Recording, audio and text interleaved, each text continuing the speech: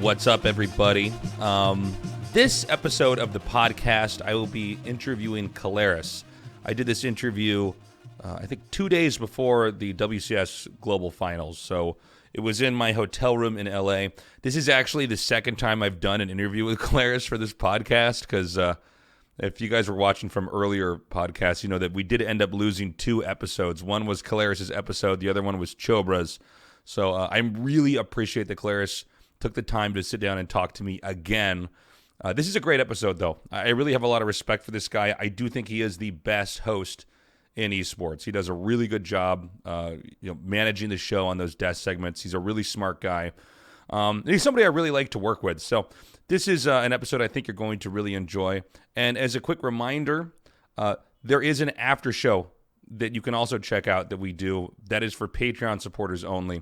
As I've said in other episodes, we've unlocked video for the Tasteless podcast, but we're still pumping out the rest of the podcasts that we already recorded that are audio only. I've got a deal. It looks like I'm going to get worked out with some of my friends that have a studio and some equipment, so we might be doing the rest of the podcast out of there instead of out of my apartment. I'll keep you guys posted. I'll let you know. But the support on Patreon is really appreciated. It goes right back into making this show awesome. Let me think here. Is there anything else I need to cover? Did I do everything? I got a KSL finals. It's going to be in 2 weeks. I got a broadcast on Thursday, and then I'm looking at my calendar now. And then the actual finals is going to be on Friday. So definitely check that out if you can. And that's it. Without further ado, here is our episode with Kaelaris. So, is your mic where it needs to be, or do you want to lower it or move it at all? Yeah, I'll jiggle position a little bit from time to time, and okay, I'll make sure I go back to the position that I'm at for the mic. Okay, it should be fine, right? It sounds okay to you? This sounds great. This sounds perfect. Yeah. Okay. So, you were just in a WoW raid, right? Yes, I was. Okay.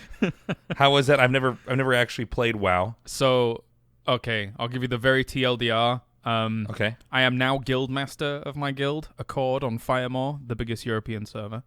Congratulations. Yeah, and we just made our first Hand of Ragnaros, which is the legendary weapon. It's the legendary hammer. It's a lot of materials. It's like a random drop chance on a certain item on Ragnaros. And I was the one that crafted the hammer. So, like, we did all this stupid RPing stuff and walk up to the anvil and craft it and things. And we made a little video because we're RPers. How many people do you have to be playing with to do that, to do the raid? The raid's a 40-man raid, and then actually crafting the hammer is a lot of material. Maybe like 5,000 golds worth of materials. So, and then, yeah.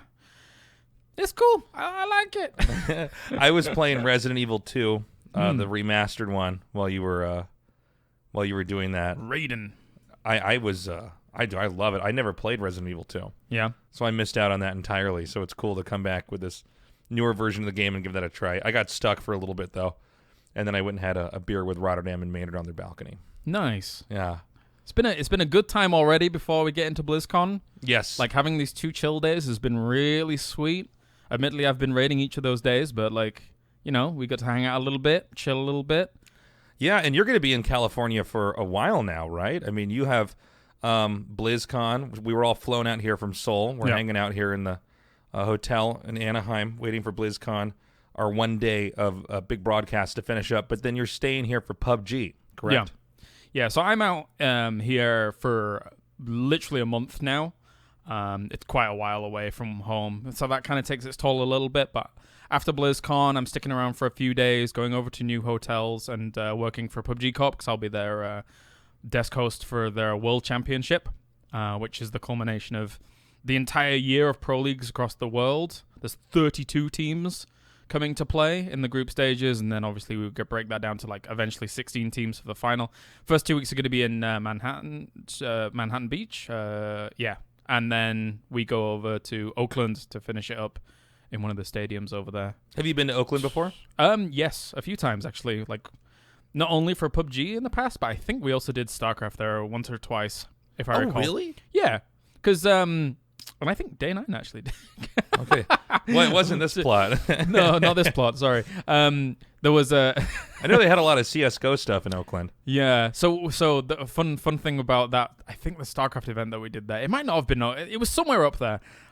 We got a bus up because we did like group stages, say in here in Burbank or whatever, and then we got a bus up to Oakland, and for like 4 straight hours, me and Snoop played Smash on 3DS, and I was like, I'm gonna beat you. And I never beat him.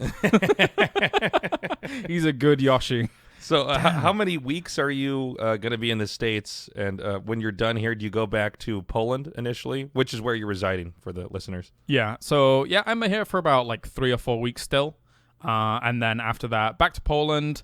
And thankfully, I have nothing scheduled for December, which hopefully I can just take like the entirety off. I like that as a reset. It's kind of weird because like I think for a lot of people's jobs, like a month reset sounds quite excessive, but I think for us, our job, a month reset when you've been traveling here, there, and everywhere throughout the year is really, really useful just to be able to switch off, do nothing apart from maybe game and just go and like chill for a little bit. When you've been, I don't know how many flights I've done this year, too many, because back and forth to Berlin for PUBG Pro League, doing the whole StarCraft circuit. There were other smaller events that were going on. Jeez, it's too much. So, yeah, what do you do when you go back? Like, is it simply like you vegetate, you hang out with the missus and chill, or do you ever do any traveling for yourself? So, for the most part, I would say my holiday experience is sitting at my PC and doing nothing, like taking care of my puppy, hanging out with the girl, etc. But I will be going on to the UK at Christmas, which is kind of nice to see my family and stuff like that. But most of the time, if I'm thinking about a holiday, it's being at home. No traveling, although I think we're probably going to end up doing some traveling soon because obviously my girl wants to do some traveling. She comes with me at some events sometimes, which is really cool. But it's not quite the same as saying going somewhere and just chilling. Do you ever have a situation where, because you travel a lot and you're, in a sense, for your job, doing something, being something all the time, and your girlfriend, if I understand from our conversations, when we're not doing a podcast like this, she's basically just in Poland, busy doing stuff there. Do you end up in a situation where she wants to do more stuff when you're back there, where you just don't want to do anything? Yeah, very much. And you've got to try and kind of get the balance. I think I'm probably on the unbalanced side, I'm gonna be honest. I feel like I maybe like just sit and play my games too much. Of course it's my job, right? Like I play the games, I study the games, I'm watching tournaments whilst that's going on, but maybe I play a little bit too much instead of doing things together. But if you live together and stuff like that, you just you gotta craft out that balance together and whatnot. So she's a very understanding lady. That's cool. I had a relationship where it was like we were total opposites. I was traveling so much for my work. Yeah. And every time I come back from these trips, my vision is just like we sit in the house, we sleep in. It's perfect. And like, what do you want to get for dinner? Well, let's just go down the street to that place that I like to go, but of course she's been eating there the entire time I've been gone. And she wants to go to like a concert or I don't know, rent a cabin and go hang out there. And for me, I'm thinking like, no, I've done too much stuff. I've been traveling too much. It didn't happen as much this year, but definitely in the past, I've had this experience where my relationship with activity versus vegetation is solely affected by my job. If I have a ton of broadcasts, if I have a ton of travel, I don't want to do anything. For instance, this year, because I didn't have much travel at all for my work. Yeah, you're in Carrol a lot this year, I suppose. Yeah, so now I'm really hungry to go do stuff. I was super excited when you guys came out. We got to do that event together and then come here. But it seems like you're in kind of the opposite position where it's just constant travel. Is there a point where you realize that you've traveled too much? Yes, this year. Really? Is this the most you've traveled out of any year? Because I feel like you've been super, for lack of better words, living on airplanes. Yeah, kind of. So let's take a step back for a moment and go bigger picture here. every year in esports, I always thought to myself, there's no way next year is going to be busier. Yeah. And then it always gets busier, and I'm like, oh my God, how is this even a thing? So this year has been kind of ridiculous because I was doing PUBG Pro League a lot, and I wasn't, like, PUBG Pro League was either 8 weeks or 6 weeks, and each weekend I was commuting back and forth from Berlin to Krakow. Now, admittedly, it's only a small direct flight, 50 minutes flight or whatever, really, really nice. But still, it you're away from home, right? So there was 3 seasons of that. I was doing every StarCraft circuit event that was going on whilst all of that was happening. I was asked to do other events, which effectively I was almost triple booked because they wanted me to do MDI, Mythic Dungeon International, for World of Warcraft kind of mythic races, etc. And then also, I got asked to do a lot of Method events. You know, the world first stuff that Method's doing, which I've had to turn down every single one, which really sucks because I would have loved to have done those.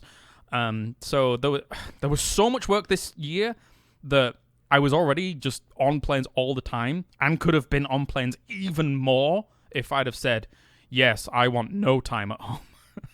That's when I've decided it's a bit too much. Well, how long have you lived in Poland for now? About a year and a half now. And you're in the Krakow area, Krakow, which is, I'm sorry, it's Krakow. Well, they pronounce it Krakow.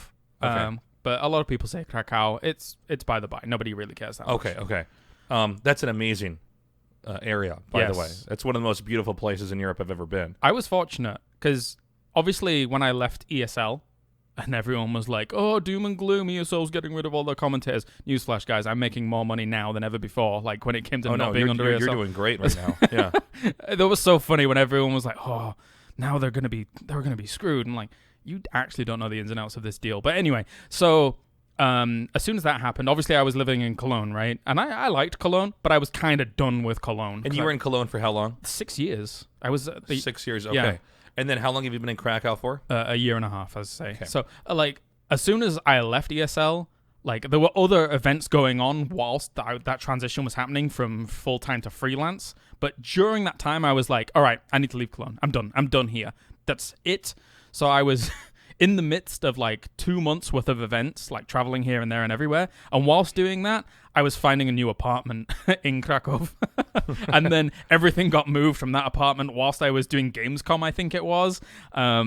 So it was a bit chaotic. But as soon as I'm done somewhere, I just kind of snap my fingers and I'm gone. I want to be somewhere new. Like, I got to make that move happen, no matter how busy I am. So Is that a good place to be in? Oh, compared Krakow? to Cologne for your work, or does it, for how much you're traveling, is it sort of irrelevant? Is it just another airport? Sort of irrelevant.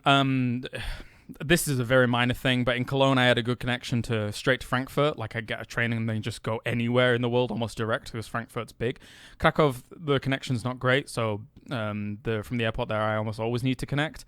But I love the lifestyle that I currently have in Poland. A lot of people, when I said that I was moving to Poland, they were like, why are you moving to Poland? there's some kind of sinister, ominous... As an American, man, I mean, when I was in school, I mean, everything I knew about Poland was just, they're like, it's gray and dark. They got fucked over in World War II. Yeah, I know, seriously. I mean, they did. And they don't teach you much more than Sure. that. So at least from an American perspective, in my education system that I went through, I just sort of always imagined it to be kind of... Well, let's be honest. Worse than it was, actually, when I got down there and I saw, for instance, I think a lot of people... Krakow, I was very impressed with how nice it was. I think a lot of people hear the name Poland and are like, oh, that's cold, right? Mm-hmm. That name sounds cold. They assume it's cold. They assume there's snow all the time. No, like, this is not how this works, guys. It's actually, like, very nice, very temperate. Like, Krakow in itself, as you just previously mentioned, it's a beautiful city. Like, I live right next to the square, and I encourage anybody to actually come and visit Krakow because it is gorgeous as a location. It's not quite like... For an esports perspective, a lot of us are like, oh, Katowice, it's kind of... Because it's an industrial town, right? But that's where we host the IEM and all that stuff. Katowice is a mining town, correct? Yeah. And there's several tech schools there, which is one of the reasons why I think the city pays IEM to use its facilities there. Okay. So in the early year, I don't know if I don't know if this was public information back in the day, but like in the earlier years of IEM Katowice, the city did like a deal with ESL to like basically give them, or at a very reduced price, give them Spodek, right? And Spodek is the arena where IEM's held at. Yeah. And did you know Spodek means UFO? Yes. Yes. I did know that. Good And the venue's shaped like a big flying saucer. Yeah, it's pretty crazy. Yeah. And then ever since we started there, then they added on all these halls and stuff like that. I think IEM Katowice has probably put Katowice on the map. That's kind of crazy, right? This is an esports event that's done that. Yeah, it's very impressive. And Polish crowds are amazing, by the way. Yeah. Compared to a lot of other crowds in Europe. They're really German lively. golf claps? Well done. Germans not reacting to anything that's happening. I've definitely seen that at some live events. Yeah. Excuse me. So, what the fuck was I going to say? I had something to ask you involving this. Oh, no, that's right. I was going to point out that basically that's not uncommon for regions of the world to pay to have a major event come down and then look promote at what it's that done. area. Look at what it's done, honestly. Like, I don't work at ESL anymore, right? So I don't know if that's still the deal, still the way they do it. But now when IEM Katowice goes there, again, like, I feel like it's kind of put Katowice on the map. Yeah. Like, you go around the city and there's like a huge blow-up trophy of the replica trophy of the IEM Katowice trophy and everything like that. They get really into it, and tons of people come to the city. Yeah, it's in a very central location. I mean, it's not hard to get to whether you're in Eastern or Western Europe. Yeah. And I think that helps it out a lot as well. Just being in a good location. Katowice Airport's in the middle of nowhere, but that's a bit weird. So. Yeah, but I mean, to transfer into Warsaw or somewhere else and then go in there is, I think, not too difficult at all. Yeah. So how long do you plan on staying in Poland? Right now, I'm not 100% sure. It really does depend. I really like it there. Like, everything's very cheap there. Everything's very nice there. People are very nice there. Like, no matter what, like, other people say. Like, again, when I moved there, I was like, well, why do you want to go to Poland? People have these weird apprehensions about this location that they clearly don't know too much about. I'm not going to get into the politics of Poland right now because it's kind of a bit screwed. I was going to use a stronger word. I've actually had people have odd opinions about Korea because I think mostly what they read about is North Korea. Oh, and they be careful. I go, wow, it's probably not as bad as you're thinking it is. It's actually a pretty safe place. The TLDR of Poland is that right-wing conservatives just won. I actually wanted to ask you about this. I mean, you're from the UK. Unfortunately. And I want to get into Brexit in a second here, but you spent time in Germany. Yeah. 6 years, you said. I was in Finland before that. And that's right, you were in Finland before that. And were you anywhere else before Finland? No. Okay, so UK to Finland to Germany to Poland and a whole bunch of countries in between because you have to travel a lot for your work. And then let me ask a couple questions. Yeah, just going down that. So what was your take? I believe you would have been in Germany for the entirety of when Angela Merkel was there, right? Or was she elected? Yeah, that was correct. What was your take on her leadership while you were there and its impact on Germany? So, quite honestly, I don't know. And the reason why I'm asking this is because she is probably the leader of the left within the EU. Sure. Right? And then you're in Poland now, which is elected a far right. So I used to get like really in-depth of politics quite a while before going to Germany. And then whilst I was in Germany, I really didn't look into it that much. It's only since the Brexit stuff kicked in that I've been very in tune with what's going on in the Brexit thing, unfortunately. But beyond that, I really... Whilst I was in Germany, I didn't care too much. It's weird. I'm in this world where I sort of don't care now, but I have to care. And that's kind of what I think a lot of people kind of miss. They will say, oh, I don't care about politics. Oh, it doesn't affect me. Sorry, but you kind of have to care, and it does affect you, Like a lot of this stuff. So even if you don't really give a damn, you kind of want to be educated about it, So going big picture with that, Germany let in a large number of refugees. They were a country that was very welcoming. Yeah. Poland's certainly, I would say it's fair to say right now, has a pretty negative view on accepting refugees or people from other countries. They have a negative view on a lot of things, but right. But just a lot of their neighboring countries and people, in their view, coming in there and taking this, and then this whole Brexit thing sort of happened because of some would say the identity of the UK and not want to be bossed around by Europe or being nationalist racists. Yeah, that's you said it more Let's not than mince words. So, what is going on in Europe as a big picture in your opinion, and then also what's your view on what's happened in the UK with Brexit, at least up to now? And I know that's a big question, so feel free to take that wherever you go, wherever you want to go. Let's start with has my life been enriched because of the EU? From everything that we've just spoken about, me being able to freely move from the UK to Finland to a girl that I met in World of Warcraft, to Germany to a place where I actually got offered a job, to then Poland where I became freelancer and I'm currently a temporary resident and I have a very, very happy life there, arguably the most happy life that I've had out of all of those countries so far. Has the EU enriched my appeal to just be able to do whatever I want to do in this space? And the answer for that is categorically a yes, right? Without the concept of the European Union, none of that would have ever been able to happen without an annoying amount of paperwork, right? Yeah, and I guess the concept of the EU is a globalization. Yes. One, right? I mean, the same thing for me.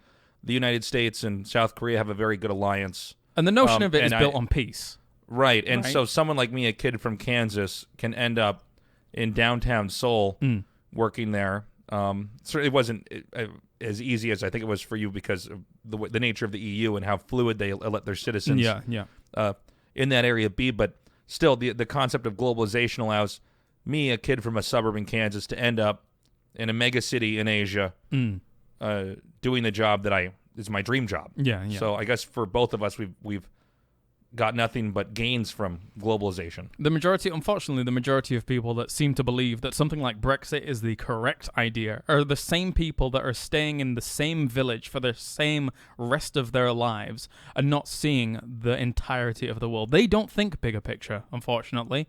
And if they ever did think bigger picture for just a slight moment in their lives, they would see that something like Brexit and an attempted privatization of things like the NHS, and that is what the Conservative Party would like to do, or at least some people in the Conservative Party, is going to lead to pain for everybody when it comes to something like the UK. I mean, it's been delayed now.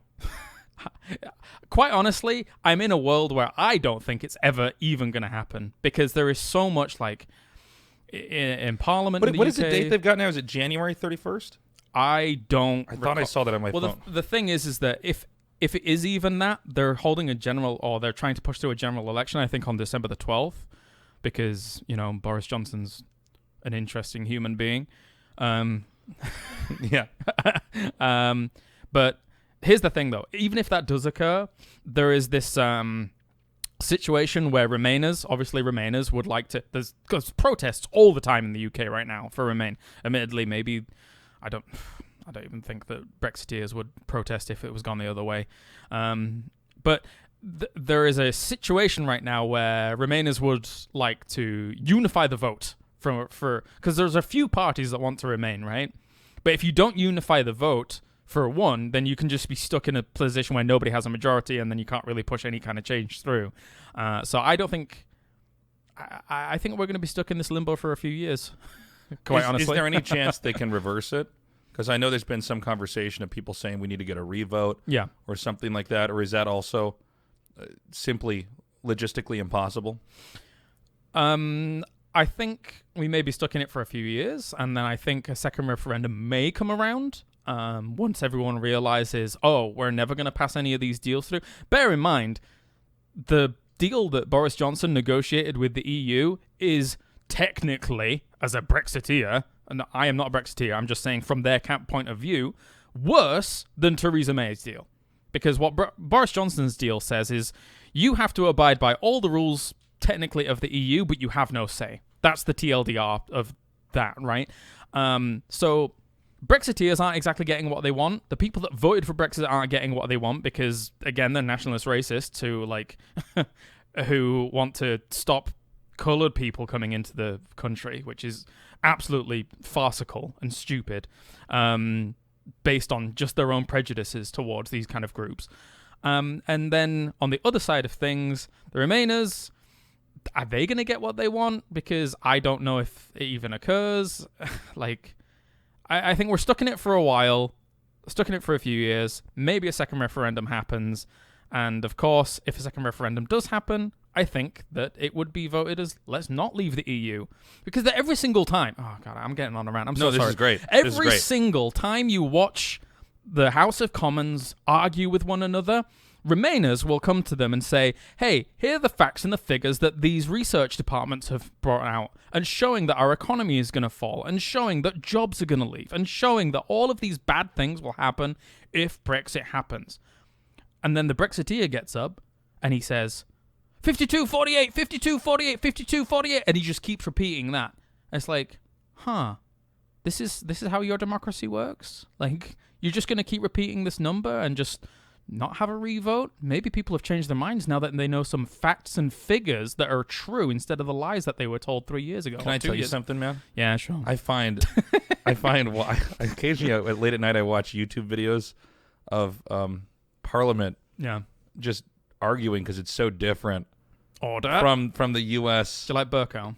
Congress. What a lad. Yeah. He's a Remainer. I mean, it's very interesting to see just how that works and how vocal it is. And I mean, I would say it's functional, but I guess you guys are in a pretty dysfunctional spot right now. But to see just how open and honest and aggressive the debates can be in there. Well, quite honestly, Burkow is one of the only voices of reason in there, which is kind of crazy because the Conservative Party kind of detests him because he keeps blocking like a lot of their stuff to like. So, for example, a week ago, of the time of recording, a week ago, he basically blocked Boris Johnson from being able to push through a vote on his deal again because Burkow just, as speaker, chooses what goes up for a vote, what doesn't go up for a vote or discussion and things like that. And he said, look, this is redundant. Stop it. So, yeah. Are there any jobs that, I mean, I'm asking because I actually don't know because this is obviously not, no pun intended, my cup of tea with what's going on in the UK. But are there no jobs that immigrants are coming and taking at all? Or is this pure xenophobia in your view? I don't have the statistics to be able to back anything up regarding that. I'm not going to pretend to, be the authority on something like that. But I think that ultimately things like the NHS have been shown to have benefited quite heavily from, people coming in and taking some of those jobs, utilizing some of those jobs. Because I think, quite honestly, I don't think that the UK has been able to have enough people to do those jobs and train in those jobs, etc. So that's definitely something that seems to have benefited from the other departments. I don't know. I think people are annoyed that either Polish people or some other people are coming in and doing jobs that are just normal everyday jobs. Hey, newsflash, right? I have to say this, jeez, but it's so infuriating to watch because if these people believe that they can't get jobs, what are they doing? Yeah. What are they doing? Are they out there improving themselves for a potential other job? Because if you're not, then you're really not trying hard enough. I feel like you could always be improving yourself, right? If I fell out of this job tomorrow, what would I be doing? I'd be looking for a job. And if I wasn't looking, if I couldn't find a job whilst that was going on, hey, on the side, I'd be either going back to university and learning something or going to a trade college and learning a trade, I'm sure there are so many things that people could do instead of sitting at home watching TV. Does the UK have this similar situation that's been happening in the States where there's factories shutting down? Like in the States, for instance. By the way, some factories have already pledged to leave if Brexit happens. Because really? It creates such a problem for them to be able to trade with other locations. Oh, that's a good point. Yeah, what I was going to ask, I guess pre-Brexit was in the States there was tons of air conditioner manufacturers or car part manufacturers that then their jobs were sent overseas, and it would so they would be making the factory would be in Mexico or in India or in China, and then it would kind of destroy these small parts of towns. Is anything like that? I should say, was anything like that happening before Brexit that would have caused that angst, or? Because I genuinely don't know. I wasn't paying as much attention to that before Brexit kind of came about, because obviously a lot of my focus was on being elsewhere and stuff like that. Until my passport was threatened, I wasn't really paying attention. I guess what I'm saying wouldn't make as much sense because a lot of Trump getting elected was disenfranchised Midwesterners and Southerners, where they didn't have anything going on in that town but this job. Whereas Brexit was saying, we don't want to be part of the EU at all. And I guess if you were a factory owner there, I mean, it would make sense to then try to islandize yourself. I don't want to talk about Brexit forever, I must admit, but I think the UK's kind of felt that for a long time.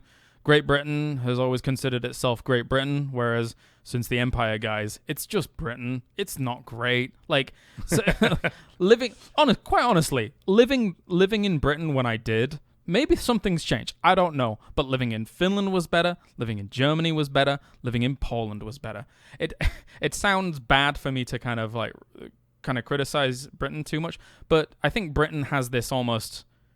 It's not an inferiority complex, because they still do think they're truly great. Maybe a superiority complex. I suppose this superiority complex in the sense that they do think they're great and they think like they rule the world, but like they're just another country along with everybody else. Hell, England is fundamentally the mongrel race. Like there are so many people.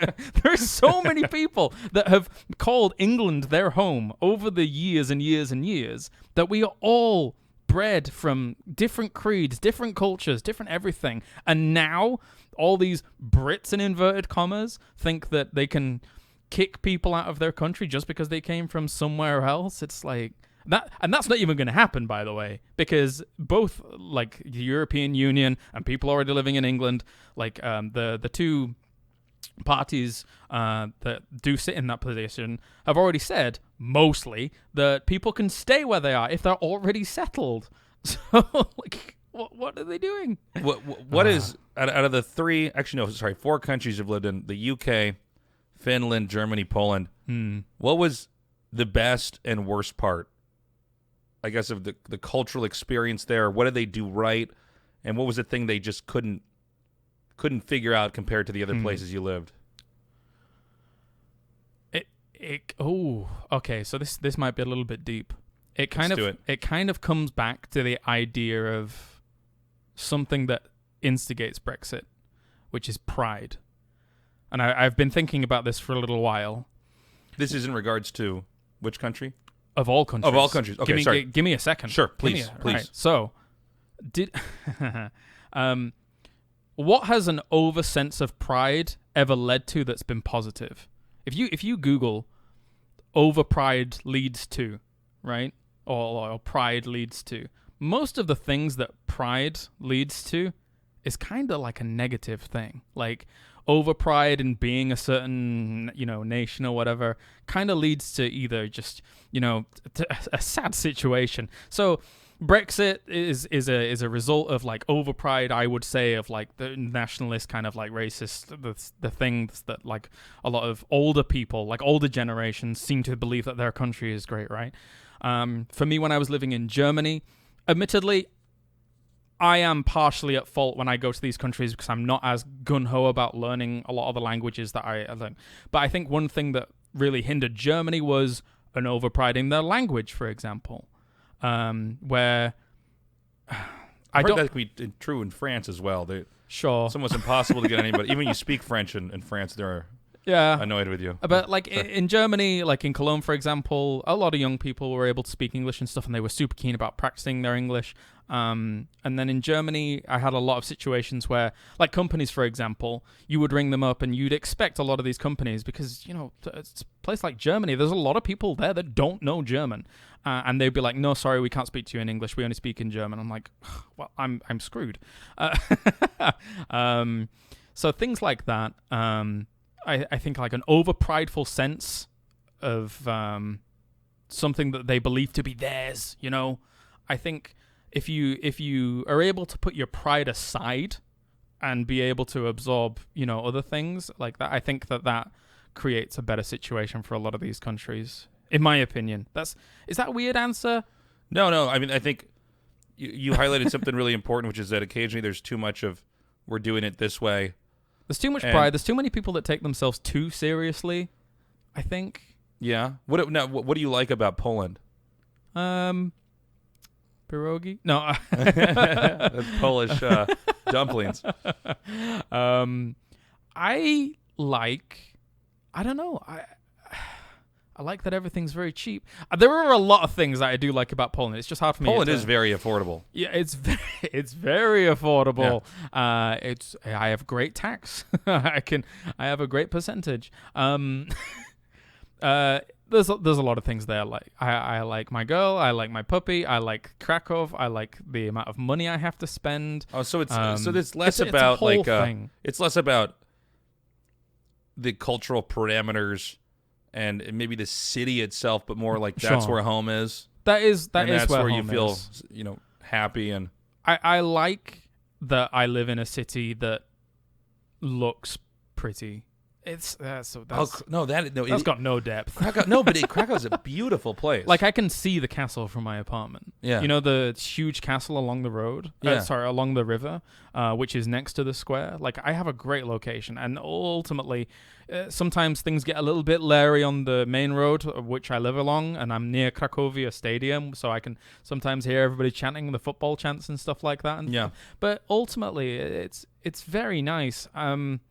The only time I ever see trouble is like when there's a local derby on or something like that, and then all the all the police fans come out to make sure that not everybody's attacking each other. But other than that, man, like it's very nice. Do you feel like you have out of all the games you've casted, is there one that you prefer to host or cast more than others? Because you've had such a wide range of different games you've covered. And let me see if I can go down. You started in StarCraft 2. Yes. You did Heroes. Yes. You're doing PUBG now, but obviously there's several other games sprinkled in between there. Is there another major one that I'm missing? Not major one. Okay. I would say that those are the three that I've majorly focused on. I've done Guild Wars 2. I did a Counter-Strike event or 2. I've done that's right. Sorry. World of Warcraft MDI. I did the first ever Clash Royale tournament. Like just here and there and everything. Like ultimately, I'm an all-round gamer. Right, like I love playing lots of games, and for me, once I branched out from StarCraft 2, the variety kept me sane. Yeah, because when you commit yourself to this job, when you commit yourself to this world of esports and stuff like that, when I'm at home, even though I've never done a Dota 2 event, even though I've never done like some of these a Hearthstone event, truly, and stuff like that, I still like watch all esports. Because I want to know about the entirety of like the landscape of what's going on, you know? I think that's something that's kind of intriguing. I love the concept of esports, or as we've referred to it recently, e-gaming. That's funny how much that meme caught on, by the way. E-gaming. We were having a lot of fun with that in the pre-week leading up to now. Red Eye wasn't having fun with it. No, he was not. He's losing his shit. So you prefer doing... No, I don't think he was actually, but I like that we had some back and forth on Twitter and stuff. So, you prefer just having a rotation of games? Do you feel like that's healthier for your mind? Because I find personally, if I'm doing a lot of games, that's hard for me. Sort of. So it's a weird situation because for me, StarCraft's like always that first love. I don't think you'll ever, when you start out in esports, and if you've got a game that you're, let's say, maining in, I think you'll always see that as your game, right? You'll always see that as your game, your first. But one of the main, there's actually many reasons I actually moved away from StarCraft 2 to like do other topics, other games and genres, and one of them was in part to get out of your shadow.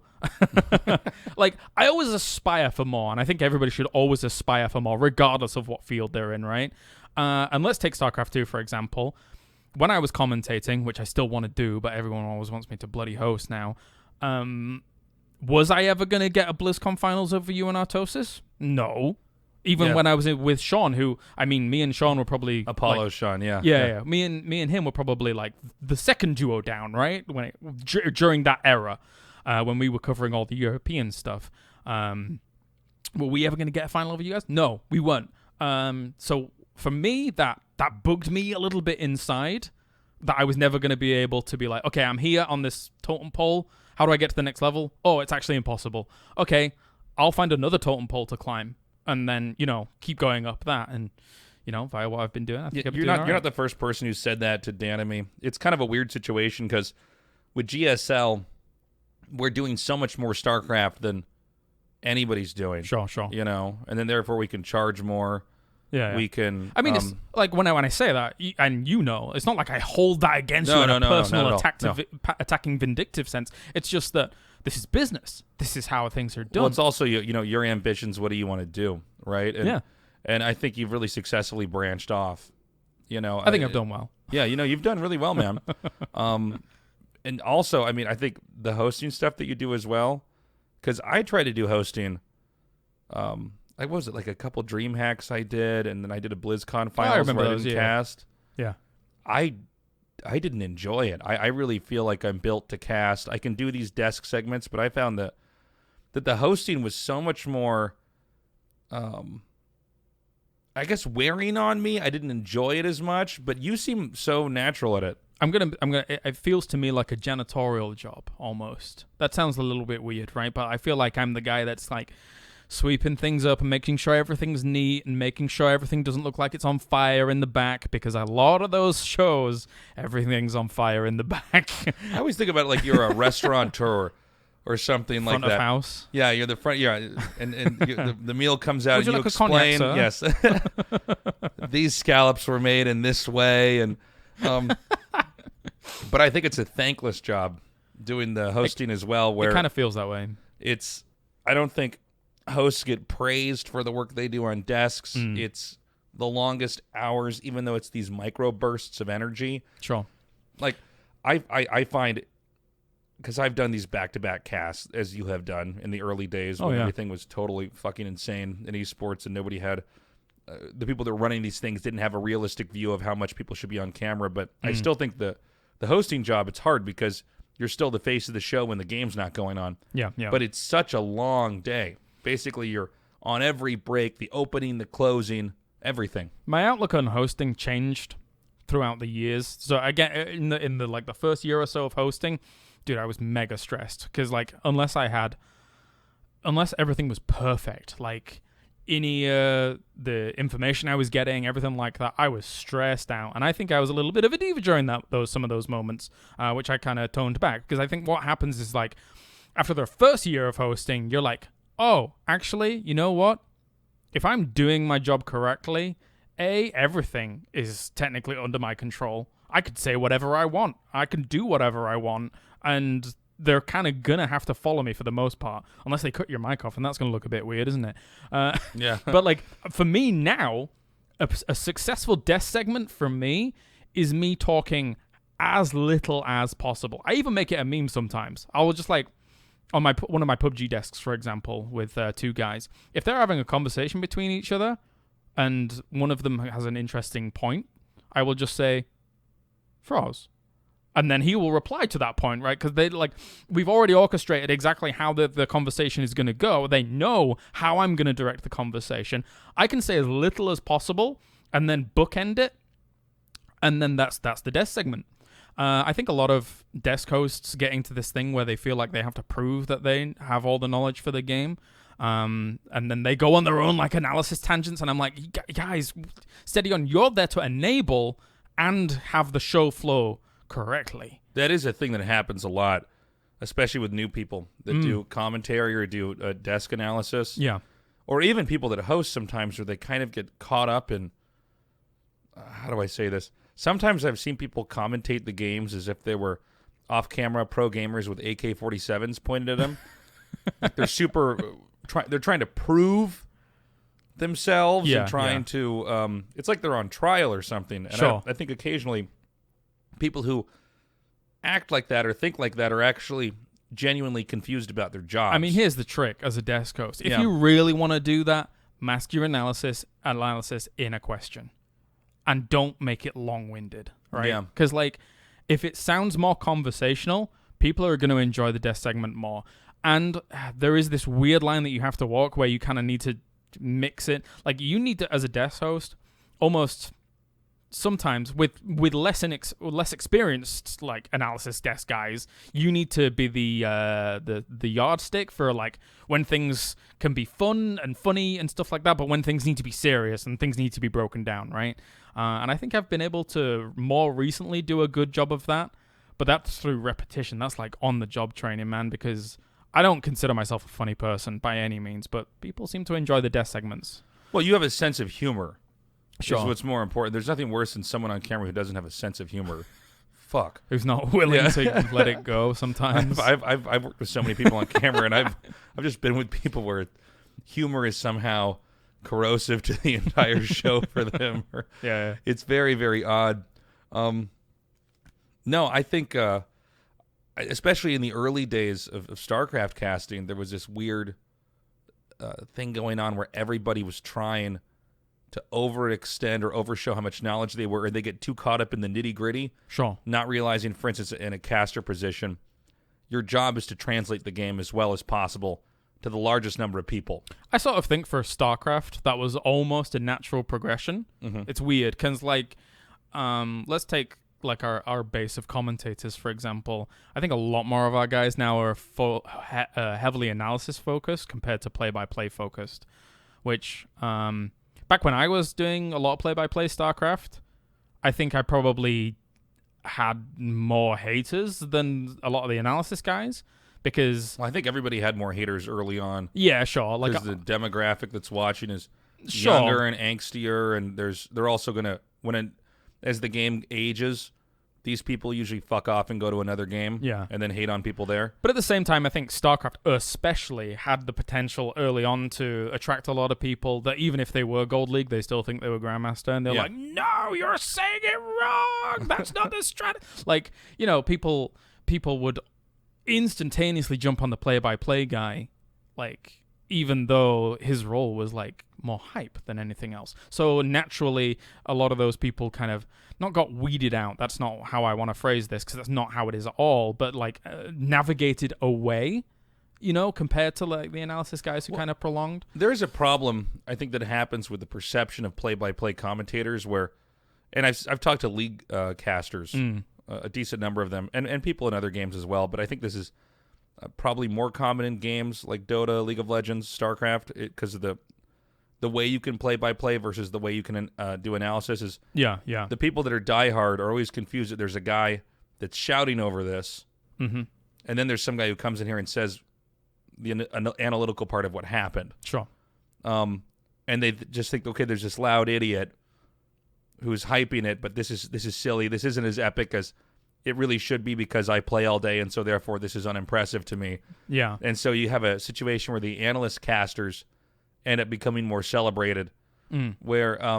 but it's almost a vocal minority as well, right? Like that's what I was about to say, a ton of people that are watching the broadcast for a play-by-play are really into the play-by-play caster. Yeah. A lot of people love play-by-play casters, and there is a finesse to play-by-play. Some people think it's like just screaming and stuff like that, but unless you're like a newer play-by-play caster where you're going 0 to 100 straight away, unless it was like a real impact moment, like, I don't know, like Burrowed Banelings killing one thing, like that's a 0 to 100 moment, of course, but there's a lot of build-up to some play-by-play moments, which I really worked on a lot towards my end of commentary, which... I hate saying end of commentary because I still want to commentate, but I just never get a chance. It's so sad. I think you're in a funny spot because you're so good at the hosting. That's the that you're sentence in I such high demand. All the time. You know, Artosis and me, to kind of avoid this problem that we were just talking about, you know, we make sure that he does a lot of play-by-play and I get to analyze stuff. Yeah. Even though it probably, if you ask two people, they would say I do more hosting of the show and play-by-play, and he does more analysis. We try to make sure that we both get in there. Sure. Because we've been in meetings, maybe, you know, some tournament wants to use us, and we'll hear how we're both described. Yeah. And we'll be like, wait a minute. Like, no. Like, Dan can play-by-play just fine. Yeah. You know, I'm not some guy who who shouts and Dan's a fucking nerd. This is not exactly what's going on here. We both have a background in doing this. If I'm not there, Dan can play-by-play all day long, and someone else can analyze. Yeah. It's. And I think for that, in like dedicated roles, that's been a topic that's been quite debated over the years, and constantly I always change from year to year. And for a long time I thought dedicated roles was super important. You have one guy that's play-by-play and one guy that's analysis, right? But when you think about it a bit more, you have a predominant role, not a dedicated role, right? Which is exactly what you were just describing. Well, the origins of this actually is that it happened in Korea, which is a Confucian culture, and so they're obsessed with roles. Yeah. If you go to a Korean company, they'll always make it very clear to you what job they have in the company, and what rank that is. Okay. And so when it started with StarCraft 1, I should say when StarCraft 1 Esports started, they needed one guy who could talk on camera. Yeah. Who knew how a television show worked and was usually a little bit older. And then they needed one guy, or I guess in most Korean esports, it's actually two guys. Yeah. Because they thought we can't just have one.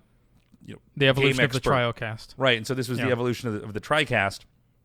And basically, you have two guys who are pros, and then a guy who leads the show who's the caster. Yeah. Or as we would say in English, the host. And the host is facilitating everything and plucking ideas out of the two analysts' minds. But that's done that way because no one was doing it like that before, especially in Korea. And then also, all these kids who were StarCraft experts didn't know how to do a TV show. So and it sort of stayed that way in Korean esports, even though I think it could be done several different ways. Same thing with why, for instance, why is it that a lot of times when you're in Korea, you'll see the casters are sitting down. Yeah. Why would you ever cast a game sitting down? Standing up, you project your voice better. Absolutely. Oh, yeah. It really made a difference when I was commentating back in the day. And so when I'm not on camera, I stand up. Yeah, definitely. But if I'm on, granted, there's a chair occasion I sit down, my feet hurt or something. Yeah. But a lot of what you see just going on around the entire world of esports is people imitating something they saw before and not asking why. Yeah. And here we are in this situation. A lot of this was copied from Korea, and there's a lot of cultural aspects and timing aspects of where the country was and trying to figure esports out on its own. Yeah. That have sort of stayed here because I've also found people become much more obsessive with the role, especially in hiring processes and stuff like that, where I don't really think it's as much.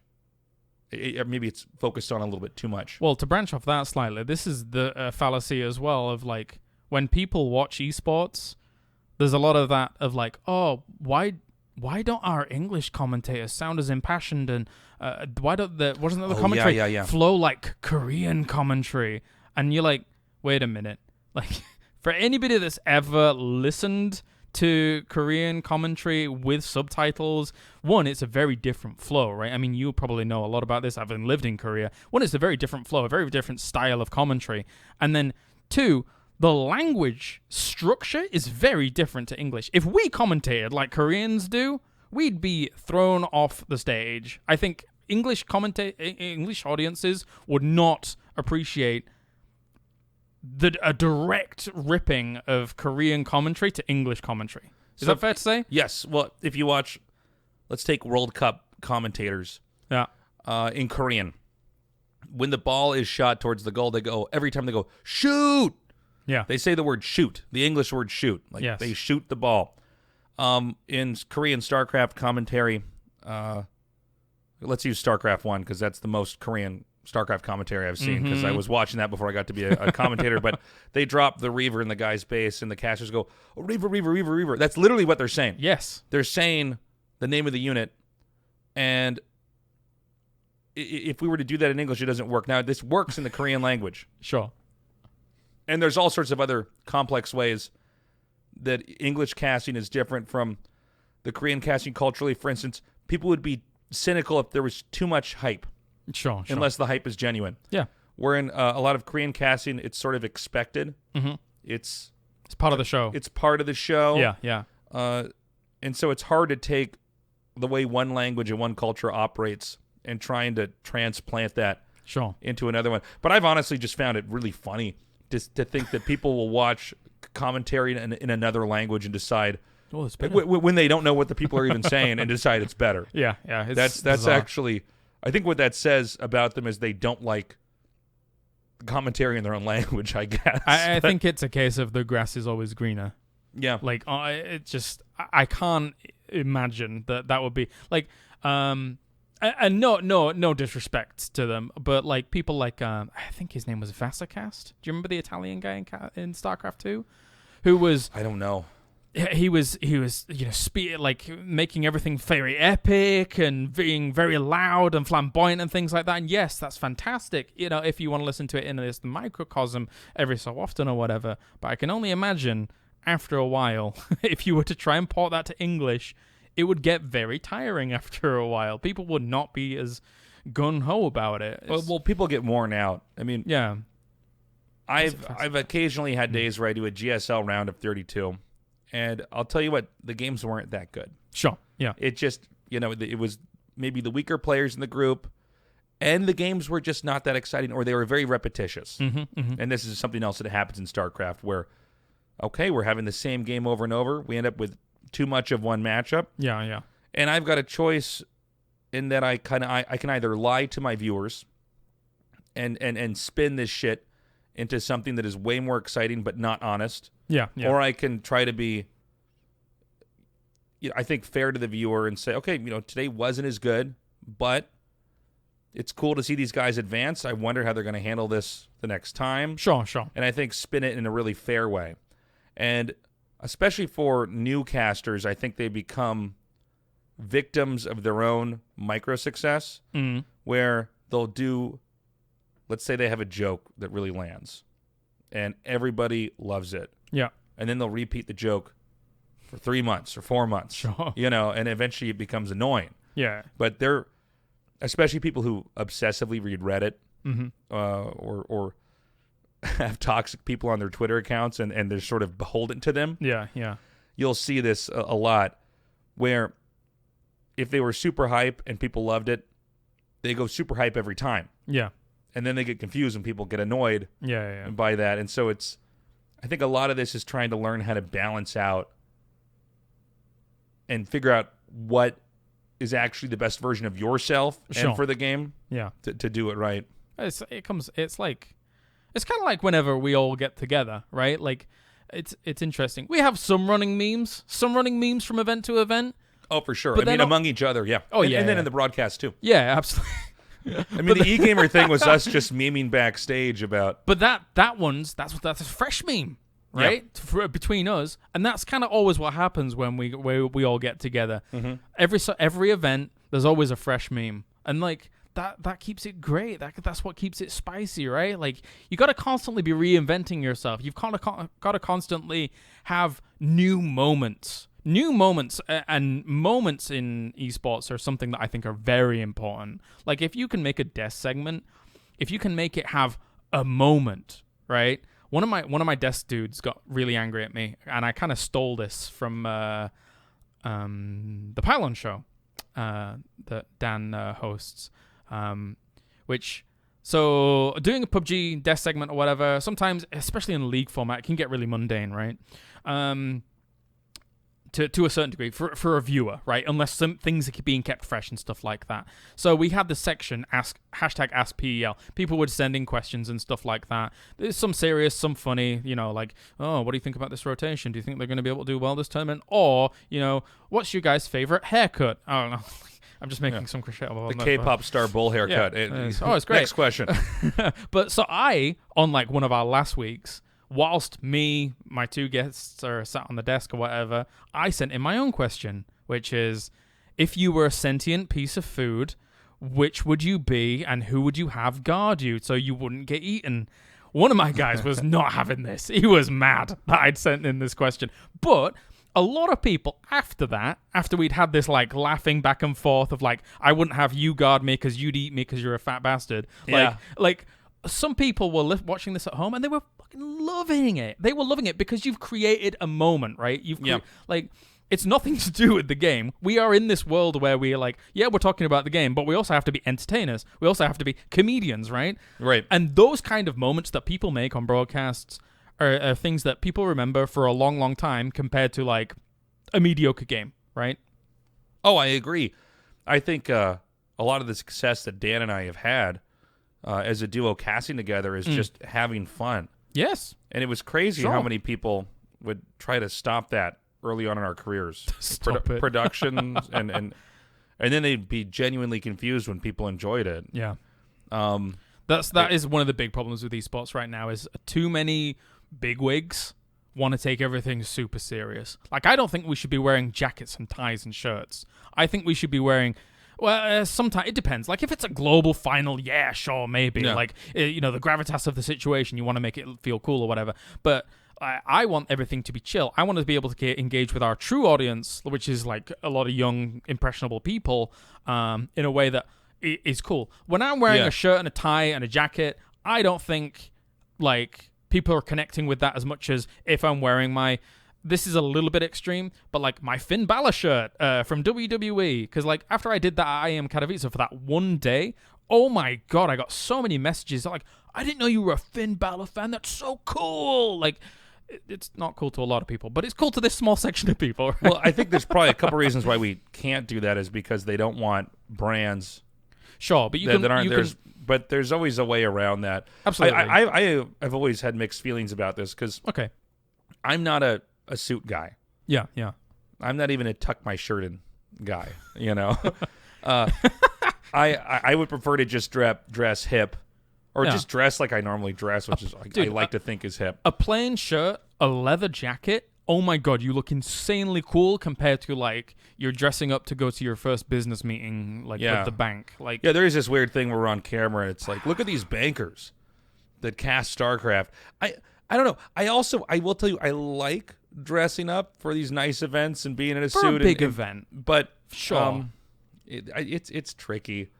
I don't know. There is part of me that understands, they want it to look like a professional broadcast or whatever. This is what real sports do, like, and stuff. But I don't know. I would like to reserve that for, like, especially if you're doing a league format where it's like you're wearing a shirt every day. I'm like, oh... How about, like, we had some of our own personal flair in there and maybe be a bit more personable with our audience and try and connect with them a little bit more. Or even having someone in wardrobe that can give us clothes and sure. I mean, boy bandify us in a way where we all look good, but we're not all... I mean, okay, so as much as I dislike... In my opinion, I dislike Overwatch League and the whole entire concept of it and stuff like that. They have a stylist, very clearly. Sometimes it goes a little bit overboard. But for the most part, some of the clothes that they're wearing look really cool, right? Yeah. And they look chill, and I think that is far more personable and far more relatable.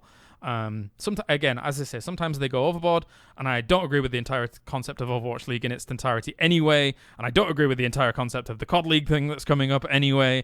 The whole franchising thing's ridiculous, and it's going to hurt things, I think, in the long term. That was a really big tangent off what they're wearing. I'm sorry. No, it's fine. But, yeah. No, I'd be interested in experimenting with clothing, excuse me.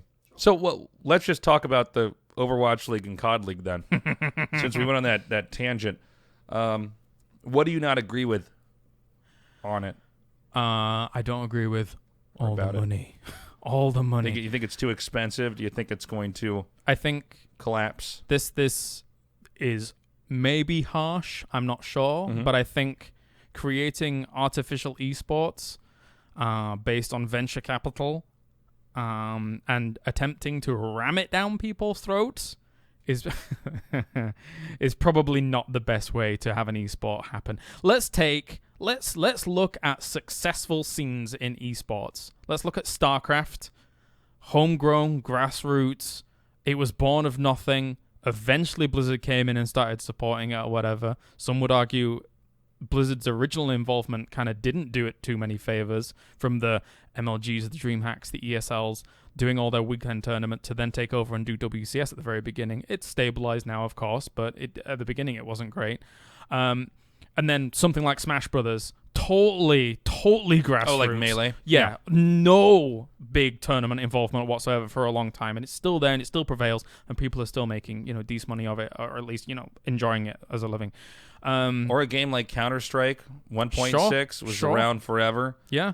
Source did not do well. People stayed with 1.6 until eventually CSGO came out and everybody switched over. And that's another huge topic, which is that I think that Valve handles their esports very well. Mm-hmm. Some people would say it's too hands-off, but I think like if you look at Counter-Strike and Dota 2, if Counter-Strike as an entire entity is amazing right now, the International is this spectacle that everybody knows about, and it makes a lot of money. Anyway, that's by the by. I think that this franchising thing that Activision Blizzard seems to be really keen on right now with Overwatch League, it's truly an artificial esport. If they were to have allowed it to grow and see how it goes, how esports do develop with endemic organizations, then cool, that could have worked out. But I think that Overwatch League and COD World League, it's called COD World League? I think it's called COD World League. I believe that's what it's called. They have the potential right now of creating the next artificial esports bubble, which eventually when it pops, I don't think we're ever in a situation now where esports is ever just gonna, the bubble pops and then everyone loses their job. I don't think we're there. I think we're totally beyond that now. If Overwatch League and COD World League disappeared tomorrow because that bubble burst, we'd still have our situations intact, right? I think that's fair to say. But what is going to happen is that when all of these venture capitals and big like brands and sponsors who have bought in for tens of millions suddenly realize in 5 years that their return on investment isn't going to give them anything, then that harms the potential future big brands coming in for a 10-year period, say. They'll look back on that and say, oh, these people put 20 million in and they didn't get their money back. Well, we're not going to try this until it's stabilized more then, right? So I think it has the potential to hamper progression. How old is Overwatch now? I don't know. Overwatch League is 2 years old? Is it 2 years? Because they didn't have a major league right when it came out. No, it didn't. The game came out and then there was... It had a lot of other tournaments going on.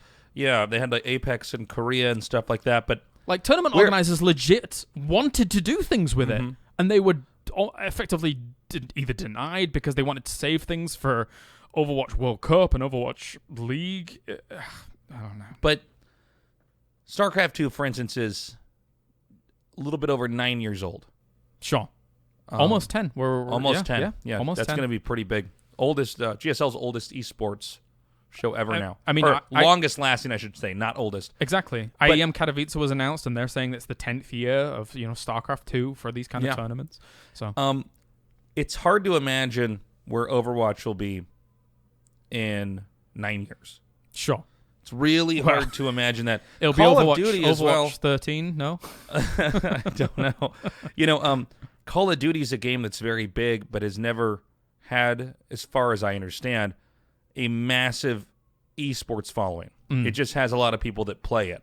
There's this weird thing with COD esports where like a lot of their talent, for example, have like a lot of followers on Twitter, but I know a lot of those followers came from like just giveaways of like Scruff controllers and stuff. I love quite a few of their talent, don't get me wrong, but they're like, great. Nothing against them. Yeah, absolutely. Some of their followers are like artificially inflated and things like that. So I think, I don't know, COD esports sits so outside our vision because a lot of it was so console focused, right? Whereas we're very PC focused. So I can't fully... Very Xbox focused. Yeah, I can't fully COD. analyze it because I've not been paying as much attention to it over the last 5 or 6 years compared to, the PC world. Hell, I would love to be proven wrong. I would adore to be proven wrong and this thing to be a massive success and all of these venture capitalists' endeavors to be then returned on their investment. I would adore that to happen because then it wouldn't have the potential of upsetting the balance. The franchising model is... I don't know what's going to happen with it, man. With Overwatch League and... I think it's a dead end. It's something where... We definitely have... Do you know the sunken cost fallacy? No. The sunken cost fallacy is Unless the idea I know it by that, a different name. The idea that, let's say I invest in my I have a sister, not really, but let's pretend I have a sister. Mm-hmm. She invests in a restaurant, but she needs me to also invest. Sure. So I give her 10,000. Yeah. The restaurant isn't doing well, but I haven't made my 10,000 yet. Mm-hmm. So I invest another 10,000. Mm. And instead of pulling out when I realize that I've already lost the money, it's not going to work. Mm-hmm. Mm-hmm. I keep investing more. That's a sunken cost fallacy. Right. Because I've already invested so much, I have to keep doing that. I wonder if there's going to be the same issue with Blizzard and Overwatch League. Right. They had these ambitions. They have too much in it for it to fail. They had a lot of these ideas with StarCraft 2 when it came out and didn't handle it very well. Yeah. And then they had a very difficult time with Heroes of the Storm, which I think they made a major error in with killing. But with Overwatch, it seems like they have to keep propelling this thing forward. And it's also this game that was founded off of no esports like it before. There was Team Fortress Classic, but that did not have a massive esports following. Great TF2, game. Yes, TF2. But still a great game, in my opinion, better than Overwatch. But it did not have, there was not Koreans filling up stadiums to play it. There wasn't some massive European league that people were clamoring to get to or big lands. I think your analysis of that situation or potentially that outcome is correct. I think that we will be in a situation where even if it's an unmitigated disaster, well, that's maybe strong.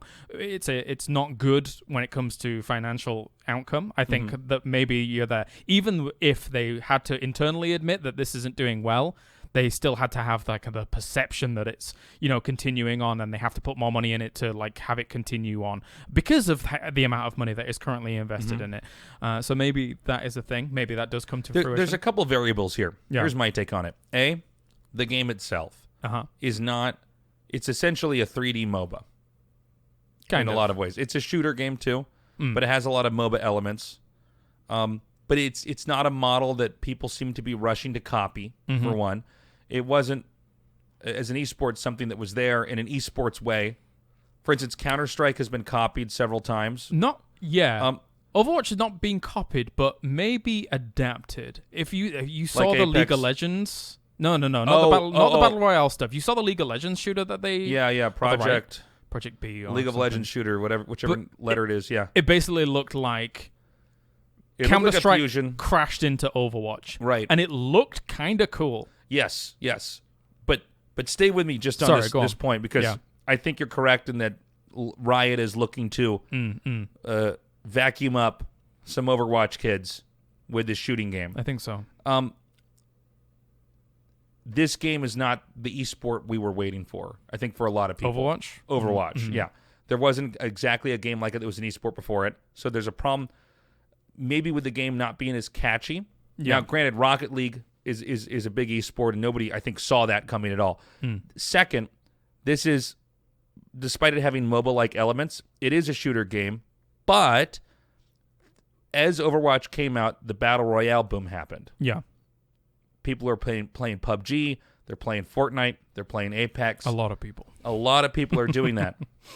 And so, while they were focusing on this game in the hopes to revolutionize shooters, this other phenomena happened, which is so big it can't be ignored.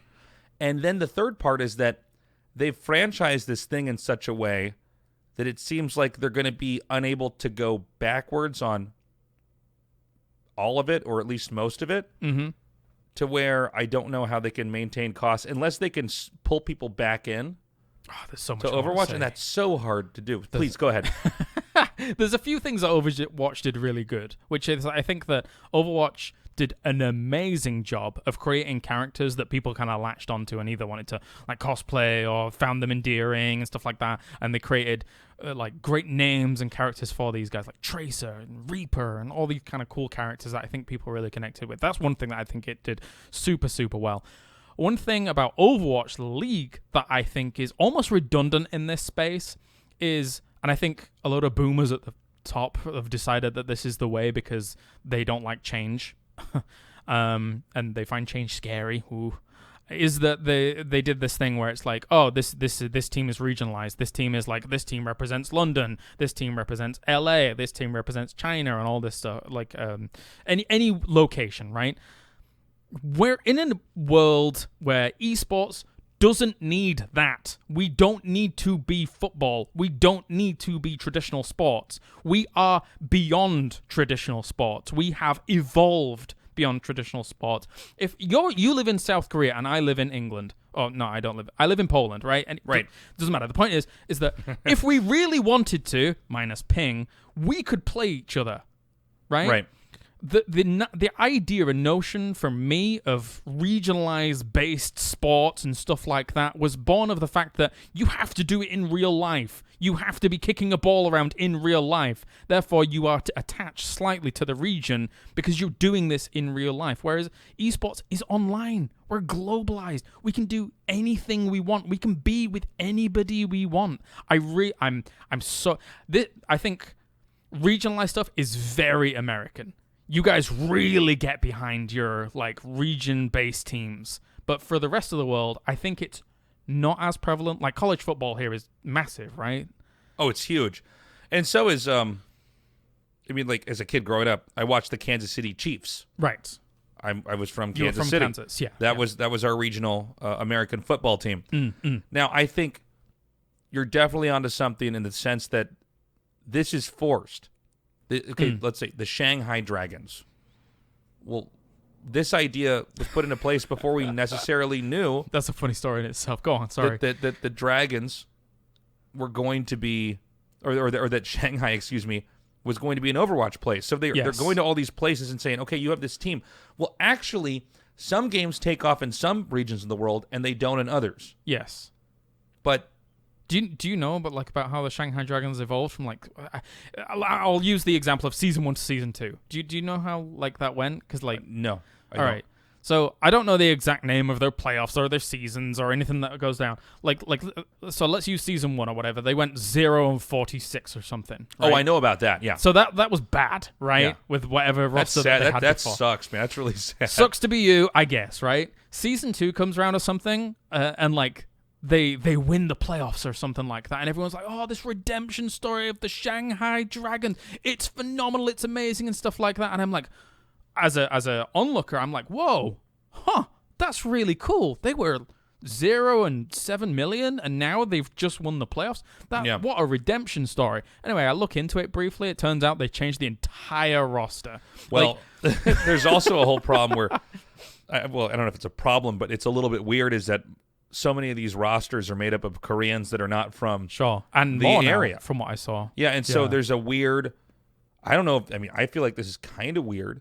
I guess in traditional sports this happens a lot as well, but I don't think it happens on a level like this. I mean, if an entire region is represented by only a team that's not from that region, that gets it's because, odd, again, right? It comes back to esports is different, right? Esports is how very much does this different. happen? I actually don't know now that I think about it. How much does this happen in So let's take the Premiership football or Premiership baseball? in Sure. England, right? Right. I don't know that much about I don't care about that much in football, Right. but I know that a lot of the teams are made up of people that are not from that region, Okay. not even from particularly England or whatever, right? So cool, whatever. That's by the by. But again, you still get people from that. You still get some people from that region in that team. London was a great example in Overwatch where it was just from the very word go, all Koreans. And I have no problem with all Koreans playing in a team, by no means. But no part of London Spitfire or whatever it was called really Spitfire, right? Really kind of resonated with me as somebody from England. I wasn't like, oh, whoa, I want to support London Spitfire because I'm English. No, I don't care. Yeah, I guess the difference is, let's take the States, for instance. Yeah. Really everywhere they do play football. Mm-hmm. Right? I mean, American football. American excuse me. football, Yeah, okay, yeah. yeah. Concussion ball. Concussion ball. They all play that game Yeah. where they crash into each other with helmets. Yeah. And it's a big part of American culture. And that's true for all the states. Your college stadiums are bigger than NFL stadiums, aren't they? Some of them, if I recall. Aren't some of them massive? I don't know. Some of them are huge. I looked up the statistics. some of our stadiums in the States for NFL are huge. But then also, anyway, sorry, go on. I might be wrong, though. I don't know. But What was I saying? Sorry. No. It's okay. Now I'm going back to. I was just amazed at how big some of them were. Stadiums. Wow, it's so big. No, shit. What the fuck was I gonna say? Something to do with concussion ball. It's big here. Oh, okay. I got it. Yeah. So, American football was already all over America. Yeah. So I think people were not caught off guard as much by having this guy come. Let's say a guy from Cleveland comes to the Kansas City Chiefs. Yep. Not that alien, right? But if there was never any Overwatch, let's say in London, because there was never any Overwatch anywhere. Yeah. The degree of artificialness that comes in it, and the way it feels when you have transplanted several Koreans onto this team, and people in London are supposed to be excited when they didn't know what this was, and when they tune in, it's a bunch of kids from Seoul. I think that seems like it would be a problem. Maybe not. I don't know. I don't. It feels know. weird for me. Yeah, it definitely does. I still feel it is very artificial as an esport right now. And, they can say what they want about their numbers and stuff like that. I think that, there's been a lot of people out there, like, doing journalistic research that maybe they're not entirely accurate. Fair play to them. They've sold out some stadiums for their playoffs. Great. That's awesome. And but I'm so have a lot of them, esports. Have a lot of esports. Do they think that they would be able to do that on a regular basis? Which I think they've moved out of the Blizzard arena now. Like they're going on the road now. It's going to be very interesting to see what happens when they're on the road. Because I know for a fact that when they were in Blizzard arena the whole time, a lot of those audiences, some of them got sparse. Some of them, or a lot of them, were Blizzard employees that were there. I heard that wasn't true. You think that's not true, that some of them were Blizzard employees? I think a lot of them were Blizzard I heard employees. apparently they were so worried about, because they knew, there's a lot of people at Blizzard that would be recognized, right? Sure, and I did recognize there were some that were there in the... Yeah, it's weird because I really don't want to shit on the idea of this company because I I still heard, like Blizzard. because I heard that it just wasn't true, that it was basically they don't want Blizzard people. If there were people seen in there, they didn't want that because then they can be accused of having... Well, I recognize a lot of people. A puppet audience. Was that early on or was that later on? It was early on. I Okay. I haven't watched it for a long time. Maybe things stabilized. I don't know. But, Overwatch is so weird, man. Like, what was his name? Nate Nanza? The guy that who went to Fortnite. Yeah, who went to Fortnite. If he's... I feel like it's very dubious. If he's so positive and confident about this project going well, why is he gone? He was the father of this project. Yeah, that was big news. In a lot of ways, that was one of the funniest things that happened the whole year. I was like, wait, where'd he go? And then it was... So you got a Fortnite? What game did he go to? He went to Fortnite? Fortnite Esports is a meme in itself, man. Yeah, well... Holy moly. Look, there's a lot of people that play that game, though, man. One of my friends that used to do Heroes is now a millionaire because of that game. Yeah. Sam, I don't know if you watched the World Cup. I didn't watch it live, but I Long story followed short, the coverage. One of my guys who was doing Heroes Esports, then obviously that scene died. He won about 1.8 million or something by coming third or fifth in the solos tournament. Fucking fair play to him, man. That's fucking sick. Crazy. It does seem like there's a phenomena that we need to be following carefully, which is the fusion of games that are happening in a generation or two below us. Yeah. Minecraft influence, Battle Royale influence. Well, that's actually my theory about Fortnite. I don't know if I've ever said this, or maybe you kind of came to the same conclusion yourself, but Fortnite is the perfect evolution for all those Minecraft kids that used to be on YouTube. So I've talked about this with Really? different people in the podcast. I've thought the same thing, is that this seems to be... They're building and they're shooting. Yeah, the amalgam for all the things that from that generation could bring you into an esport. Yeah. It's sort of perfect for that generation of kids that kind of then now got into this, which is like Minecraft, but with a little bit more violence and guns and whatnot and stuff. Because you are making things. Well, also, one of the genius things about Fortnite is it's not too violent. Sure. One problem...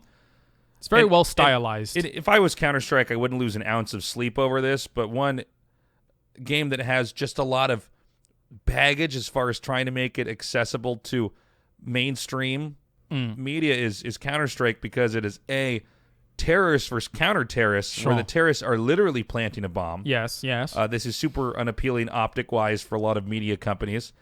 And it is a game where there's a degree of violence and carnage. There's a big that you can't quite put it on TV, but Fortnite is cartoony and kind of goofy enough and still has the skill within the game to make it challenging and appealing for competitive players. I don't know if you've heard about this, but there's constantly a big topic of conversation amongst the Counter-Strike commentators and scene and whatnot about like how can we make this game more accessible to mainstream, where a lot of them like would like to change the name of from terrorists and counter-terrorists to like attackers and defenders. Oh, fuck that. You're still against it? You're still planting a fucking bomb. And half the maps, these guys are clearly dressed in terrorist garb. What the fuck? Personally, I don't care about what they're called. And if that could potentially do it, sure, whatever, who cares? But there are people, I guess, in your camp who are saying, no, screw that. I mean, you're ruining the soul of the game. No, I don't believe in. I mean, no, fuck the soul of the game. No, listen. Here's my beef with that. Okay, yeah, go on. Then let's say you hide that. Then the media is going to come out. Let's say that you made it into the mainstream. It's going to come out. You know what this really was originally? Terrorists versus counter-terrorists. Yeah, sure. There'll always be those people. I mean, there's always. Look, this happened with the Joker movie. Okay. Oh, the new one, you mean? The new one where everybody thought, this is going to inspire violence. It's this deranged white male, and we can't have this kind of movie coming out that's going to inspire and influence shooters. Meanwhile, John Wick comes out. He shoots out way more people. Everybody. He shoots up everybody. And I like both these movies. Joker was great. I love John Wick. I'm glad you saw Joker. Do you want to talk about that? We can talk about that in a second. But, I mean, people are choosing to be upset by certain things. Now, Counter-Strike has this issue inherently for what it is about trying to appeal to, let's say, cable TV. But I don't think they need to appeal to that. Yeah. I think it's okay to have, let's say, an R-rated esport and just own it. Oh, not every game has to be made appealing to everybody all the time. We don't have to bubble wrap everything. I just think that Fortnite has captured the imagination of an entire generation. Sure. And seems capable of, I think, making massive shifts in the way esports is going to be treated down the road with the new generation they have. They do things very nicely. Like, I like all the world events. I think that it's like for generations below us, I think their attention span's slowly waning, right? And Fortnite does a good job of being able to keep them attentive by changing things constantly. And I think everything they do regarding esports is absolutely planned. There's no way that they're not doing this on purpose, like putting random new weapons in just before an esports tournament. There's no way this is happening by accident, right? Like, it's like attention span things to constantly There does seem to be a conflict of interest with the item monetization and release timings juxtaposed to the moments when tournaments are happening. Oh, yeah. It happened every single time. It seems like crazy. They want to have an item used at a certain time when it's televised to increase microtransactions. I might be wrong. So I don't know. Because this is like me at my computer looking at stuff and making a conclusion. I don't know anybody. Nobody's leaking this to me, but I've gleaned that. I don't play Fortnite, nor have I since like the very beginning when it was the original map. But again, it comes back to what I said an hour or two before. I follow so much esports. I follow everything around it. So the Infinity Blade was one moment where it was happening right before a tournament. It was just overpowered. And actually, fully enough, Sam, the guy that I said won 1.8 million, actually won some tournaments with that thing, and he was very happy with it. And then the Boombox, I think, was another time that it happened, which basically just destroyed buildings. It was crazy. Yeah. That was another moment that it happened. And then people were angry at the mechs, but I don't think that happened just before an esports tournament. Anyway, that's by the by. There was one thing that you mentioned just a little bit earlier, which was you think like these games don't need cable TV, right? And I am 100% on board with that. I think that it's funny because we're in this world right now where I think terrestrial TV and traditional TV needs esports more than esports needs terrestrial TV and traditional TV. Terrestrial TV is so fucking weird. It's so weird and bad. It's bad and it's so bad. I don't get it, and I don't understand why. For the longest time, I don't know how not just Blizzard. I mean, all these companies I would talk to were so caught up with trying to get on. I mean, if you watch terrestrial TV in the year 2019, you're a fucking caveman. Yes. Okay? How many of like the generations, Like our you are generations, sharpening rocks on other rocks. Okay? our generations and generations under us aren't watching TV much anymore. If No. they're watching things, it's on their PC. It's on YouTube or it's on Netflix or it's Yeah. on Twitch. It's, again, boomers and upwards. Like my grandparents and my parents and whatever, I go to their houses and they're just sat there watching TV. I'm like, what are you doing with your life? Yeah. I mean, maybe they're just It's 7 o'clock. I'm going to watch that movie they're going to put on that's literally an hour longer because there's so many commercials Yeah. in between it. God damn. Yeah, I don't get it. I don't know. Oh, Yes. you mentioned the Joker movie. Great movie. I'm so glad you said it's a great movie. Ask me anything. What do you think? Because so before I went into it, Mm-hmm. and even still now, I see so many people like hating it. And there's two camps. It's like Marmite, right? You love it or you hate it. And I think a lot of people are you love it or you hate it with this movie. And I think the Joker movie is a good reflection on the person watching it. Do you think? Ooh. Okay, are you saying... Well, no, go on before I try to So I figure think your idea out. You just go ahead and say it. Sorry. I think a lot of people I think some people who are unwilling to appreciate the movie as a piece of art, like a connecting narrative and story development, a story-driven kind of piece. I think a lot of people who may be negative in real life see the negativity of the movie and dwell on it and focus too much on it to the point where it makes them not able to enjoy the movie. But if you step back and are able to kind of have an open mind towards it and appreciate these bigger concepts and bigger things, dude, the narrative of the movie is so good. The acting is so good. The imagery in the movie is so good. The development of the characters is so... I really enjoyed that movie, man. I'll go watch it. You want to go watch it? No. If I had time, I would. I actually do want to watch it again. I think there is something going on where people are becoming upset by certain types of art being explored. Sure. For instance, Game of Thrones. Dude, not every movie Which has is- to be happy. Not Right, The good guy yes. doesn't have to win every single time. This is why I enjoyed the first Avengers film. Well, even if you go back to really good literature, Yeah. A lot of great literature ends sadly. Yes. And I think you have to be a pretty unsophisticated person to assume, or maybe you watch too many shitty superhero movies where the good guy wins, and this is basically the McDonald's of storytelling. McDonald's. And you are not being forced to think. I mean, the success of Game of Thrones, now, never mind the old seasons. I'm not going to waste my time talking about that. Like the last one where they basically fucked up the show in a way I didn't think was possible. But let's take the first 4, 5, 6 seasons of Game of Thrones. Phenomenal TV. Yeah.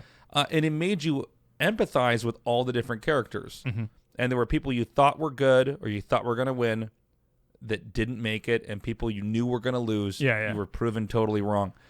And it was a great exploration into characters and people and what drives you and what values do you live by and when will you betray those values. Yes. And I think...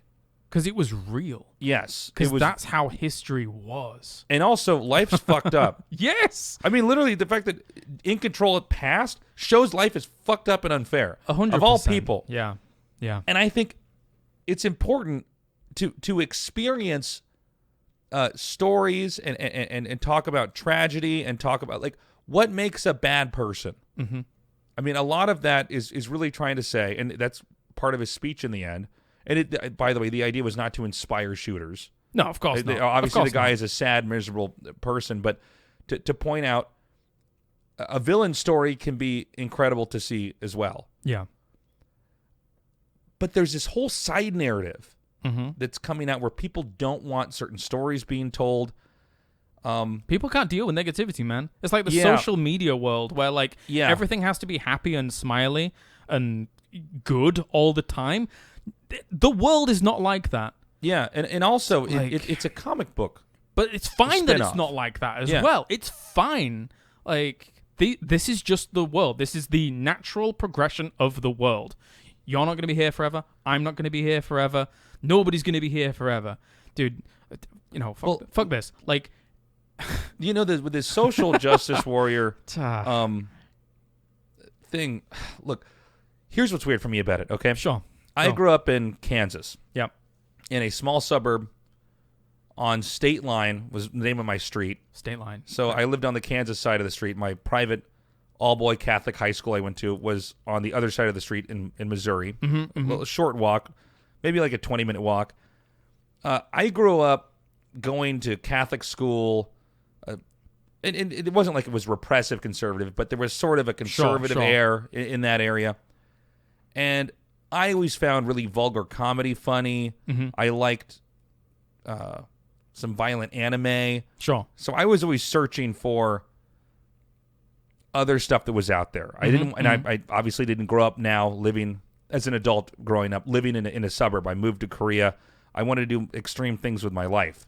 When I was in college, rebelling against all the stuff I dealt with in Kansas when I was in Colorado, Sure, yeah. I dyed my hair.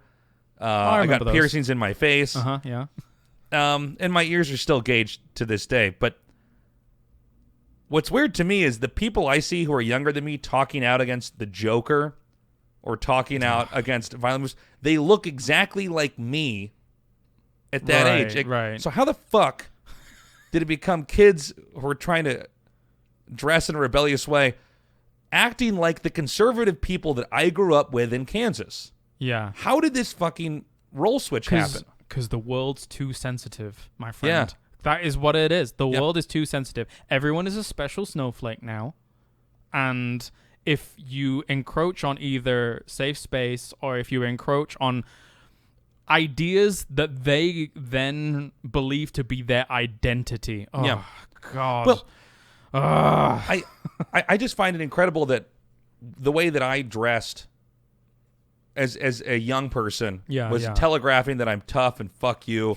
And you're definitely leave me tough. Alone. You're tough. Leave me alone. And I'm going to do what I want to do. It has turned into this weird policing of art and uncharitable views on what people talk about. I mean, for instance, this Joker movie, which people were judging before it ever came out. Oh, yeah, yeah. Which, by the way, it's now the highest grossing R-rated film of all time. It's being critically acclaimed. Based on some weird stuff as well. They were like, oh, he's never going to live up to Heath Ledger's Joker. I'm like, guys. Also, there was a shooting in the Heath Ledger Joker movie. Sure. Well, it wasn't just like it was a Heath Ledger Joker movie. I mean, the older Batman movie. Yeah. Which is a tragedy, but it doesn't seem clear at all that was inspired by the Joker. But the media has been incredibly irresponsible with the narrative of blaming everything but themselves because they talk about shooters the wrong way. I don't know. This is a whole can of worms, but we've gone on some good tangents. This has been good. Look, I think the Joker was a great movie. I just find it very odd that people are things like this come up. Don't watch the Joker when there's so many other shooting movies out there. Do you think there's something to my statement that it reflects on the person about that film? It's very interesting. I think it has to. Well, I think it has to reflect on the person. Yeah. I think it's impossible to experience art because you're the vehicle through which it's experienced. So you're channeling that.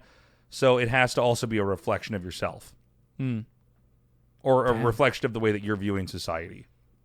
Right. This is what we got to. Is what we got to. Listen, man, thank you so much for doing this podcast. This is really great. No problem. Is there anything else you want to say before we close this out? Not too much. Make sure to tune into everything that I'm doing because I'm always busy. And eventually I do want to start streaming at home, but it's a little bit difficult. It's hard, man. Yeah. You're a busy bee. Yeah. All right, let's close this out and go to our after show. Thanks for watching, guys. Okay, guys, thanks so much for listening. I'm loving doing this podcast. This is so fun.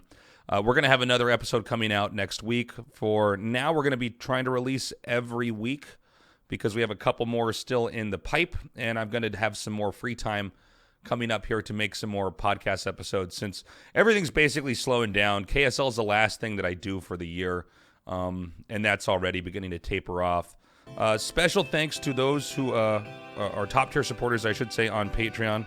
Seth Rohit Sambadi, Charlie Sheaver, John Kernicki, Tyler Tibu Baggins Radsek. It's really appreciated. I hope I'm saying your guys' names correctly. Let me know if I'm not, and I'll try to get it right in the next podcast outro. Again, quick reminder, there is an after-show episode with Kaelaris for Patreon supporters only. I love you guys. I hope you guys have a great week. I'll see you again soon. Bye-bye. This episode was produced by State, artwork by Alaris, music by Mark Lentz.